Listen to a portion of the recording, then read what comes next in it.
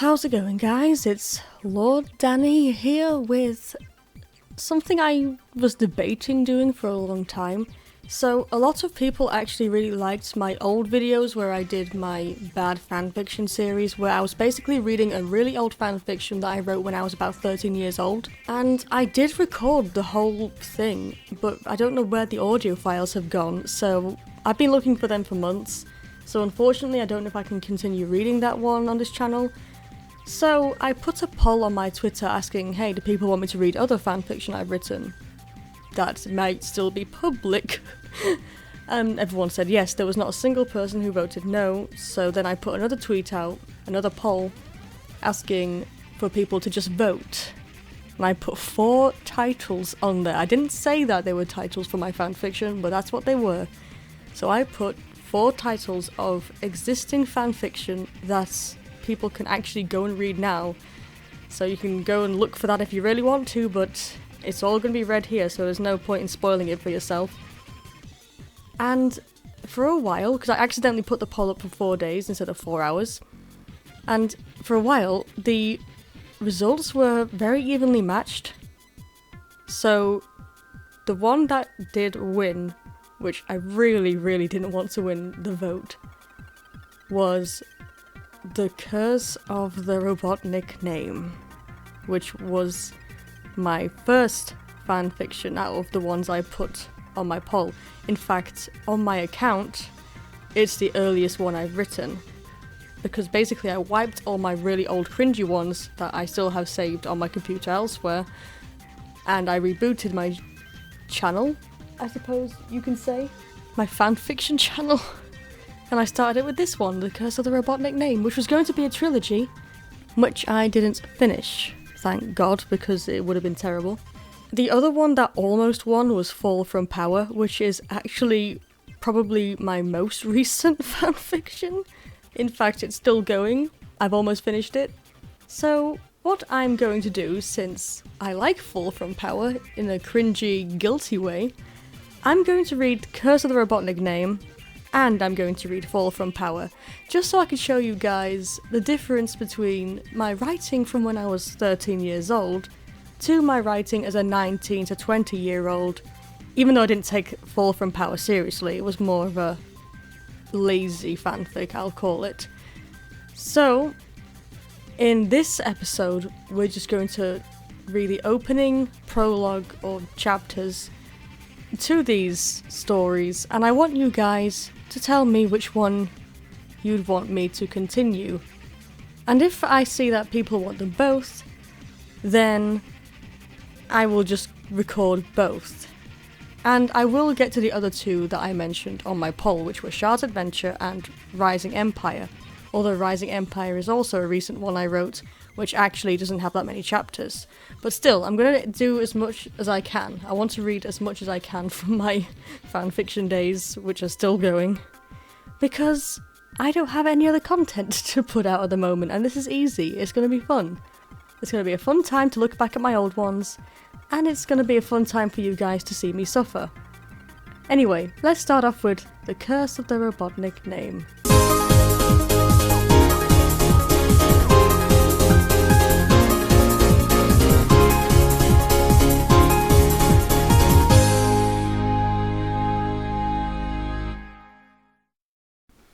This is the rewritten version of The Curse of the Robotnik Name.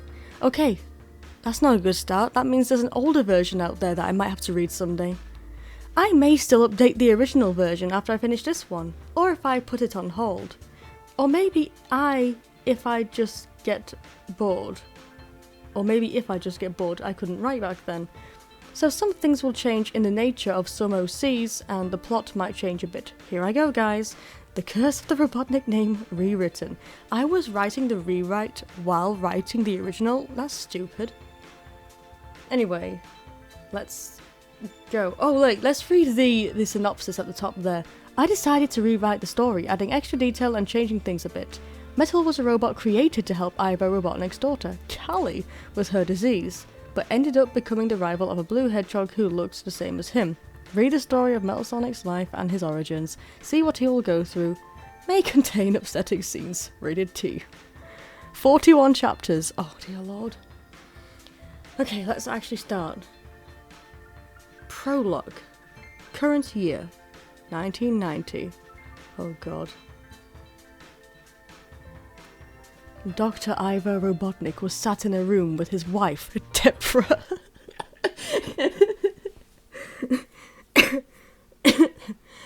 I don't know why that made me laugh, but Deborah Robotnik. I have no idea where I got that name from. Okay, whatever. She had just given birth to her new baby girl, who was unusually quiet.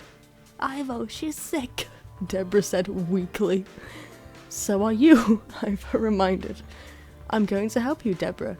Then I'll help our baby. I can't imagine Robotnik being a father, but okay. I don't know how I did it back then. She's going to die, Ivo, Deborah revealed. Please, you have to help her. After that, Deborah began coughing. Coughing a lot. Oh dear lord. Oh, I don't know if I can do this. Deborah, take it as easy as you can. You'll be alright, I promise, Ivo promised, as if we didn't know. Ivo! Deborah coughed, the grip she had on his hand tightening. Suddenly her grip loosened as her body fell lifeless. Oh man, I took this so seriously back then. Deborah? Ivo asked, shaking her. He checked for a pulse. There was nothing. Ivo's eyes widened. No, he gasped, his voice shaky. His hand trembled as he let go of her hand, which flopped to the side of the bed. He didn't even know how to react. He couldn't scream in front of his newborn. Instead, he decided to cry softly for about half an hour until carrying her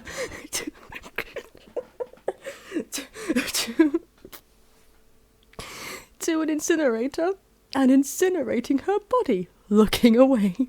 So casual. He headed back to the room where his daughter was, lying quiet. Now he had no choice. He had to help her, or he'd have no family left. Oh, was he just not going to help her? Okay. Ivo immediately took his daughter to his lab room and put her on life support. An idea instantly struck his mind. His daughter was suffering from robotokoka, which was a disease only a robot could cure. It's a Google translation of robotic cure. I know that. I still remember that. If anyone can speak Japanese, I want to know how bad that translates. None of his robots were built with healing abilities, so he decided to build a robot which could help her. Ivo went to work as soon as he could, building a blue hedgehog robot with some yellow on him, along with red shoes. He gave it the ability to heal and a free mind, but of course he added abilities to attack. After hours of work, he switched on his creation. It had bright red irises, which gave life to its lifeless black voids. That is the most fanfiction description I've ever seen in my life. Success, Ivo told himself. He admired his creation, which was now standing before him. Come with me, my greatest creation. You have a job to do. Oh, I hate this. Ivo led the robot to the room where his daughter was.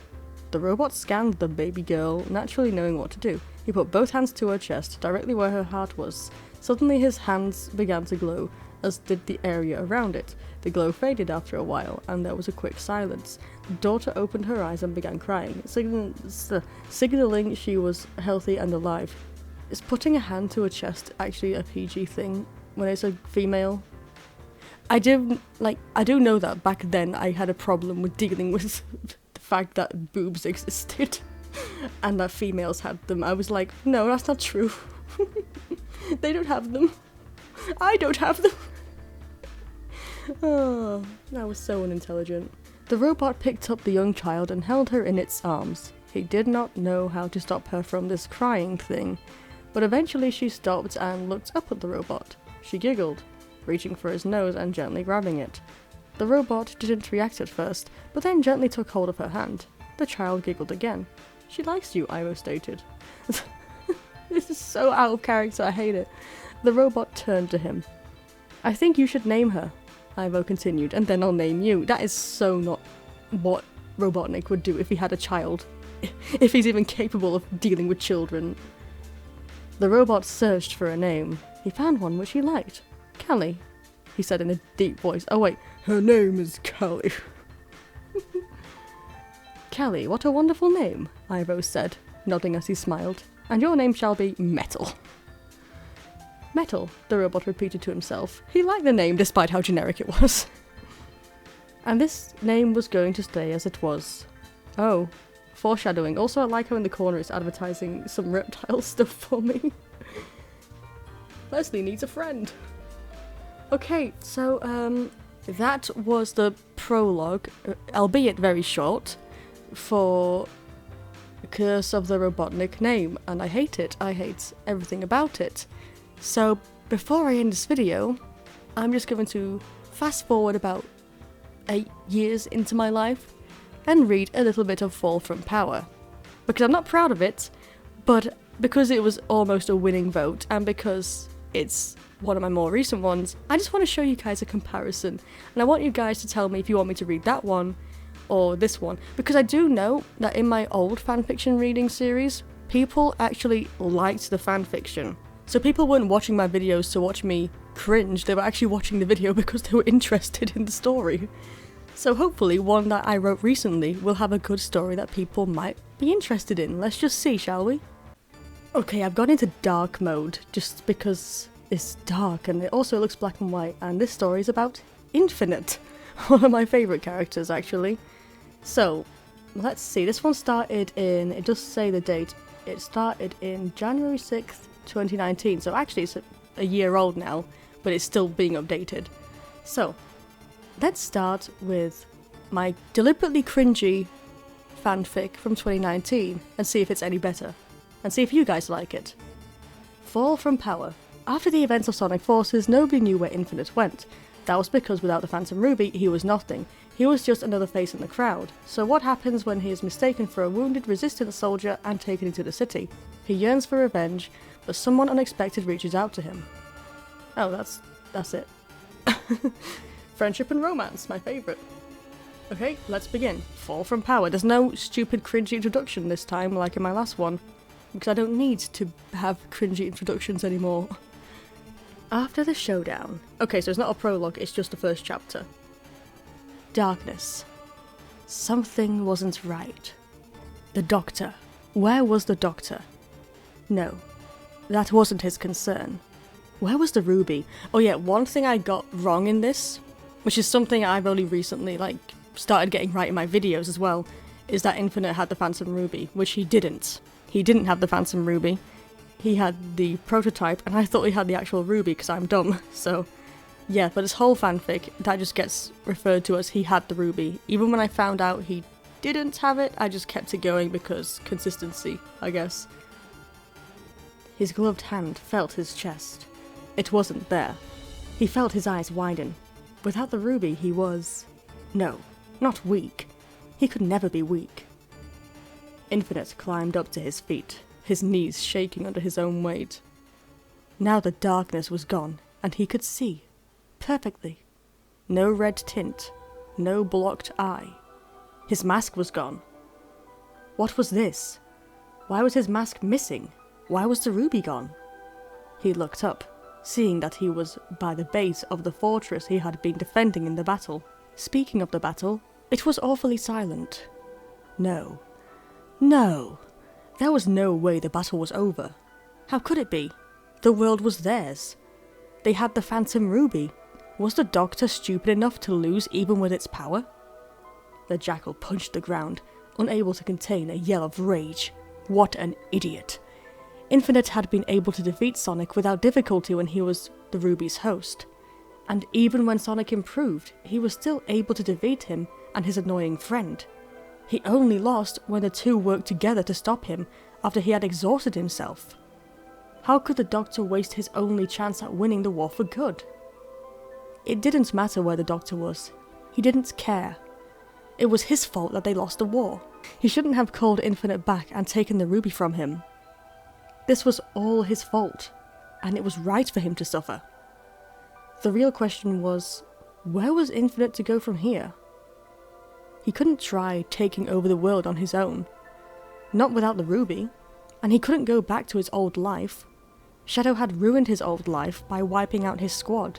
His friends. It had been a long time since Infinite had felt what life was like without the power of the ruby. He couldn't do anything. He couldn't fly and he couldn't alter reality. He knew that he once did quite well without such powers, but right now it just felt so wrong. Walking felt unnatural to him. He should be floating and gliding through the air with ease. In fact, walking seemed to tire him. Perhaps he was already tired from the previous fighting, or the ruby itself had drained him of energy. But even so, he felt pathetic. Such a simple task should not have made him weary, but it did. He didn't even know how long he had been walking for. But he did see that he was on the outskirts of the city. And there was where he fell to his knees. Darkness. I'm sorry I'm not really commentating much on what's going on, because this is a recent story, so I kind of know how it goes, and it's not cringy to me as much because I wrote it recently, you know? Anything that is cringy is on purpose. Well, originally, with Curse of the Robotnik Name, I was taking it so seriously and I was like 13.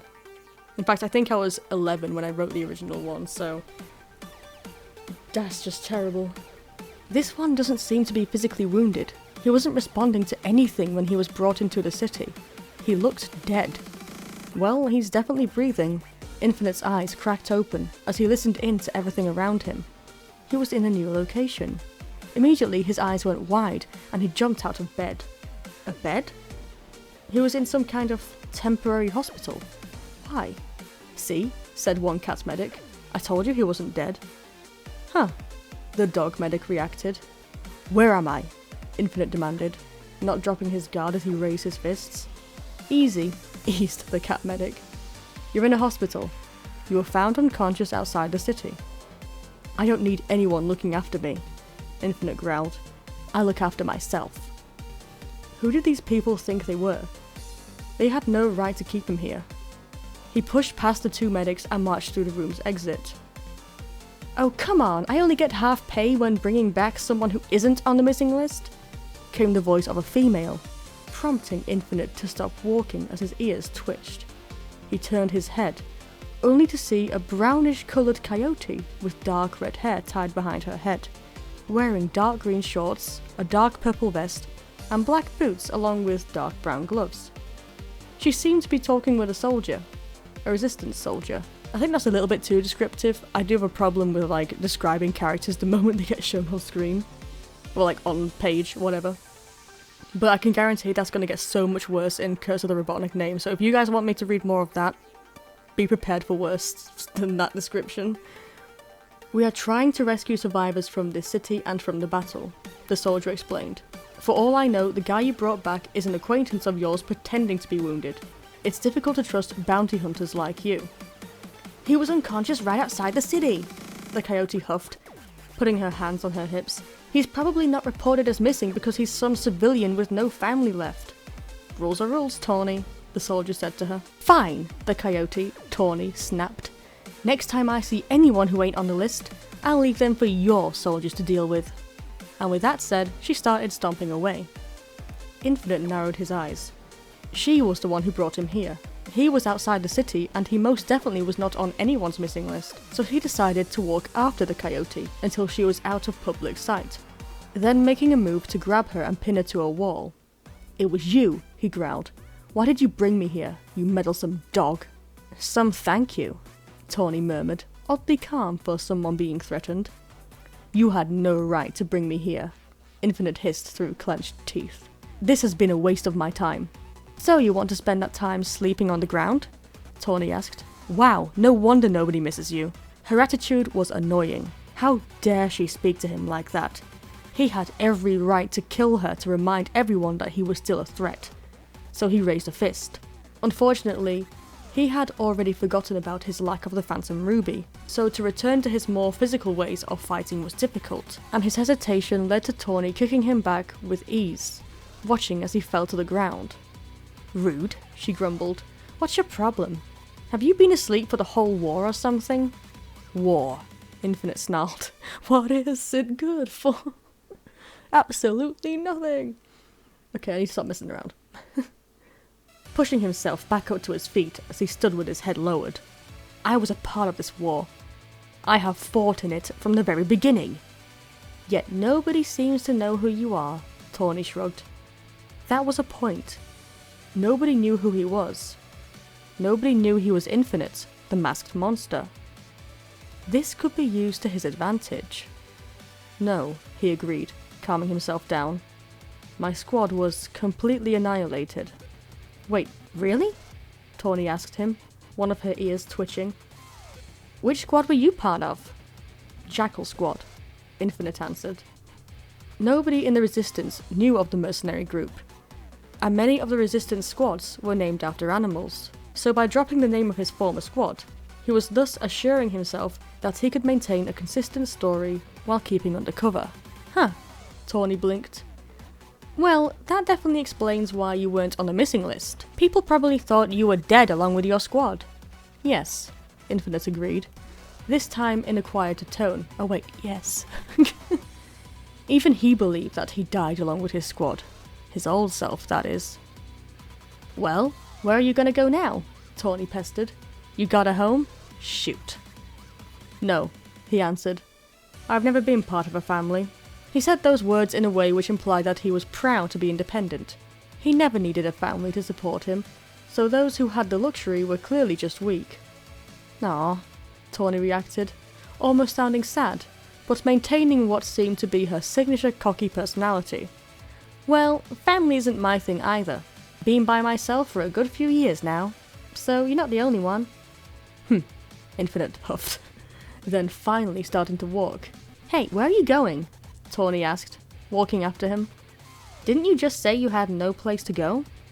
I'll find a place, Infinite replied swiftly as he continued to walk. And do what, nothing? Tawny questioned. For a former soldier, you don't seem so determined to go looking for other allies and civilians who may be trapped or wounded. Okay, perhaps acting so unsympathetic towards the Resistance was a bad idea if he wanted to maintain an unsuspicious cover, so he stopped walking and looked towards Tawny at last. You search for survivors, don't you? He recalled. Tawny nodded her head proudly. Yup, she grinned. I do any job with good pay, so long as the job requires me to look for something. A bounty hunter, Infinite recalled hearing the soldier say to her. So then, where do your loyalties lie? Nowhere, Tawny smirked. Probably not the best thing for you to hear, but it's true. I'll work for whoever pays handsomely, but I suppose you can be assured that I won't turn on you so long as there are survivors to be found.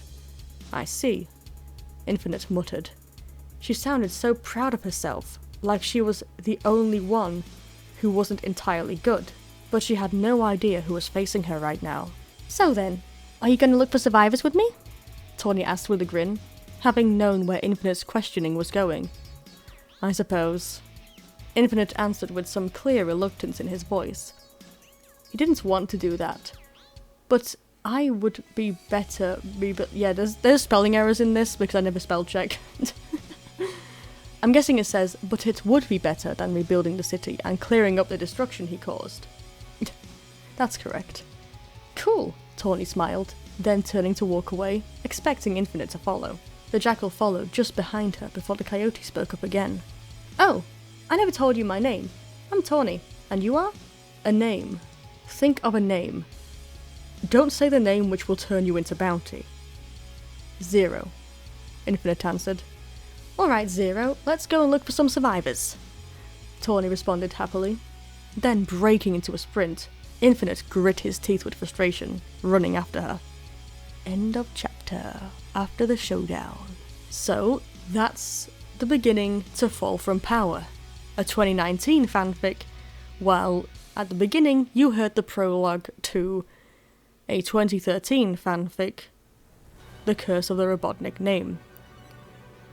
So, going on from here, I want you guys to go in the comments and say what you thought of both of these openings. And if you'd want to hear me continue reading either of them, tell me which one you'd rather hear me read. This one, or Curse of the Robotnik Name. The problem with this one is that I haven't got a lot to say in between lines because I don't know how to commentate on it because it's recent. While at least with Curse of the Robotnik Name, it's an old one that I can cry at because it's so bad. So yeah, just go down below and tell me what you thought. And then I'll see if I should continue reading them both or just one. I'm Lord Danny, signing out.